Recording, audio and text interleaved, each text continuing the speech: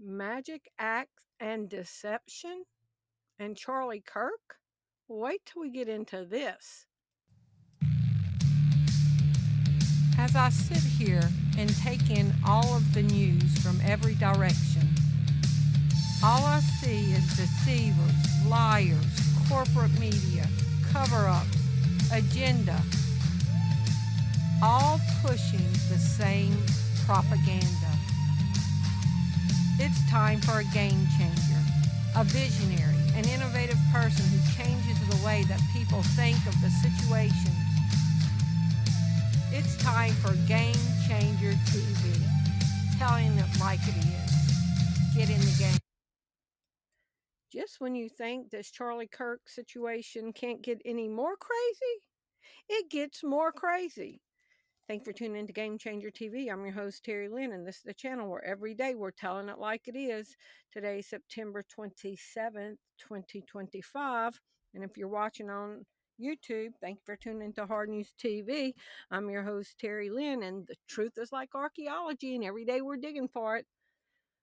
Wait till we dig into this. Let's just jump in. Deception. The Bible says in the last days, evil men and seducers shall wax worse and worse, deceiving and being deceived. What is deception? Deception is the act of misleading or tricking someone by creating a false impression or belief. It involves deliberate actions or statements intended to make another person believe something that is not true. Now, we've talked about a hologram, we've talked about squibs, we've talked about a lot of stuff that's going on, things that don't seem right. Let's see this. Counting or not counting gang violence? Oh my God. Go, run. Whoa. Over the last 10 years. Counting or not counting gang violence? Didn't we see Charlie getting led away to the SUV? Stop, folks. Didn't we know about the plane that went off radar, it went dark, that flew down to Arizona right after that? Well, look at this. This is audio of the Utah dispatcher confirming that Charlie Kirk did not receive an autopsy. Wait till you hear this. So, do the request. They emailed me back. He did not go in for an autopsy. The death certificate was signed by the doctor at the hospital. Oh, okay. Can you just do a field clip documenting that? Sorry, 10-9? Can you just add a step to the case documenting that there was no autopsy? Yeah, 287, I'll clear the hospital. I need an officer at Timpanogos Hospital to come stage in the emergency room bay. Jesse just told me that he just got on the phone and Charlie's wife is coming to Signature and they're bringing a car over here for her right now. Charlie's wife is coming to land at Signature, you said? Sir, and Jesse's going to go to Duncan right now and pick up a car for her. Okay, I'm a little confused because that's what Corey just said. They said they were landing it. So I did do the request. They emailed me back. He did not go in for an autopsy. The death certificate was signed by the doctor at the hospital. Now, a funeral director is going to talk about this. This is not good, you guys. I am throwing my funeral director flag after police dispatch audio came out and said there was no autopsy performed and that the doctor at the hospital signed the death certificate. I'm going to break this down for you as a funeral director, been in the industry for 15 years. I am not going to talk about specifics. I am not going to talk about conspiracies. I'm just going to give you the facts and then you can come to your own conclusion after that. All over the internet for 2 weeks now, I've been seeing people say, well, an autopsy was not needed because we saw what happened. That is totally contradictory to the law. Autopsies are required always in the case of homicide, suicide, car accidents, any unexpected, unattended deaths, any deaths of violence. They need this not just to pinpoint the cause of death, but also for legal proceedings. You would still need those facts from the medical examiner in the court of law. Every area is different, but it is pretty consistent across the board that... Y'all think about what she just said. She said that the autopsy results, so when this Tyler Robinson guy would go to court, when he would have his trial, so they're going to have to off him or something, the records would have to show the autopsy for the state and the defendant's attorney to argue points over the autopsy. And now there's no autopsy? Let me just let this keep going.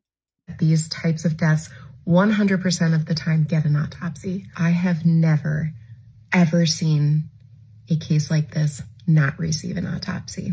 If you are wondering about the portion where they say the doctor at the hospital provided the cause of death on the death certificate, again, that would not be the case in a situation like this. It would have been the medical examiner after the autopsy was completed. Let's add to that there are contradictory statements now. Some saying there was, some saying there wasn't. It's not for me to decide what's truthful. It's for you to get the facts. And I'm letting you know from a professional that no autopsy is completely abnormal, not done, unacceptable. So I was like, okay, well, she sounds like she's got maybe a Wisconsin or Minnesota accent. So I went to go see what the rules are in Utah. In the state of Utah, if someone is murdered, is there always an autopsy? Yes, if a person is murdered in Utah, an autopsy will be performed by the medical examiner to determine the cause and manner of death. As murder falls under the category of violent death that requires an autopsy, medical examiners are mandated to conduct autopsies in cases involving violent suicide, accidental death, and other circumstances deemed suspicious or involving potential public health threats. Violent death, a homicide, a murder, is a form of violent death and necessitates an autopsy to establish the specifics of the death. And magicians, the magic bullet, you remember there was a magic bullet with John F. K? Well, now we have a magic bullet with Charlie Kirk that it didn't come out of his neck and it saved other people from getting killed because the bullet got stuck in his neck. Well, wouldn't you want to do an autopsy to retrieve the bullet to turn in for the Tyler Robinson's trial? See, this is not making sense. Trying to make people believe a lie. Now, let's go back to the crime scene that's not a crime scene, that they never even taped off, that they just started covering up. Let's hear this. This is the courtyard where it all happened. It's now open to the public again. There's lots of people coming here, placing flowers, cards, things like that. The university is already making some changes. They're replacing the grass where Charlie Kirk was speaking with pavers. And there are several petitions online asking the school to make this into a permanent memorial for Charlie Kirk. Now, I went and looked for a picture where the tent was. So Charlie would have been sitting like where that white spot is right there. Charlie would have been sitting about right there, because there's the bodyguard in the back with the black on. So Charlie would have been about right there. Right? So just keep that in mind. Do entertainers use trap doors? Now, we've talked about the squid, the holograms, we've talked about everything. We ain't talked about a trap door in a magic act. Yes, entertainers, particularly in musical theater, use trap doors on stages to create dramatic entrances and exits for performers and props. Now, did y'all catch it in this clip right here? Did y'all catch it when he was talking about them paving over everything? Look in the center. A trap door. A trap door on the concrete. That wasn't just built, so it had to be there the day before when Charlie Kirk got, you know. So here's the picture that I showed y'all, that he would have been right there, okay? Then I did this picture where the straight line is off that pole, off the wall, straight down, so you would know where it is in relation. So on this side is a solid wall, and on this side is a solid wall. So there's a pole in the middle that doesn't have a wall on it. So it has to be right here. So I wanted to show in relation to where Charlie's tent was, where that trap door was. Okay, so there's the center pole right there. So when Charlie jumped down, when he fell over to his left, the trap door would have been to his left. Now, let's keep going. Now, did y'all catch this on Charlie being taken to the car?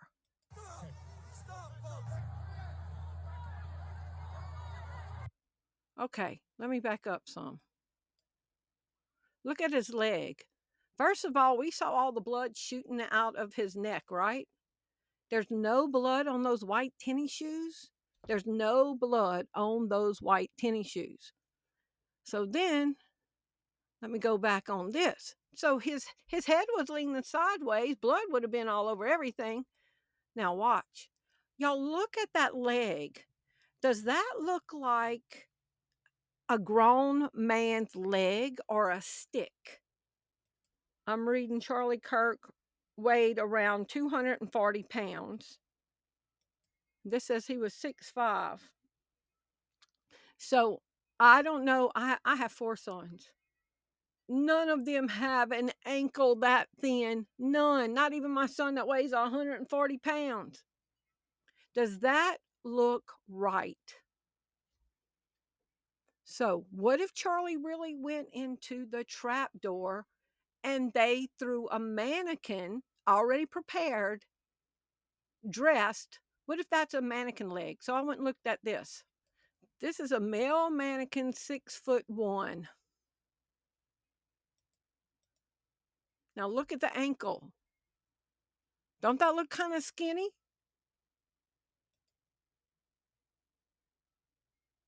It's just food for thought. Why would they have set up his tent next to a trap door? And I bet it ain't there anymore. And there's Charlie's arm. This says Charlie Kirk, not one drop of blood on the way to the SUV. And y'all, you see those blue pants, the blue shirts and the tan pants, and they're all wearing the same shoes? That is some kind of special ops. I worked at a place that the security all wore stuff like that. And this guy used to work for somebody in the Fed that had his guys dressed like this. Okay. That looks like government employees with the matching shoes. But there's no blood on his shoes, and there's no blood on his arm. These are just things we need to look at and think about. Okay. Now, I'm sure everybody's already heard about this movie called Snake Eyes from 1998. Charlie Kirk's theories erupt over Nicolas Cage film Snake Eyes. And it's got the main character in it. The senator's name is Charles Kirkland. Instead of Charlie Kirk, it's Charlie Kirkland. Then the boxer in the movie, his name is Tyler the Executioner, just like Charlie Kirk's assassin, Tyler Robinson. Then he's shot in the neck. Okay, in the 1998 movie Snake Eyes, a character by the name of Charles Kirkland gets shot in the neck and is unalived on September 10th. On September 10th. He is shot in the neck, collapsing dramatically before the crowd. Is this Charlie Kirk? Oh, no, this is Charles Kirkland. He is shot in the neck, collapsing dramatically before the crowd. But wait, there's a twist. The assassination is fake. It is a ritualistic decoy designed to distract the masses while the true conspiracy operates elsewhere. The date of the film is not random. September 10th. The liminal day, the eve, the hinge moment in time. A staged death on September 10th functions as a symbolic prelude, a foreshadowing in the simulation framework Foreshadowing is code leakage. And y'all remember? Charlie means code. Both shot and killed on September 10th. Charles and Charlie Kirkland. Gunshot to the neck, collapsing dramatically in front of the crowd. The assassin is Tyler. I don't think y'all are even ready for the next reveal. At the end of the movie Snake Eyes, look at the number on the top of the police car. 47. Is this insane? And we were told there was no crime scene tape around it because no crime had been committed. We saw them taking down the projectors.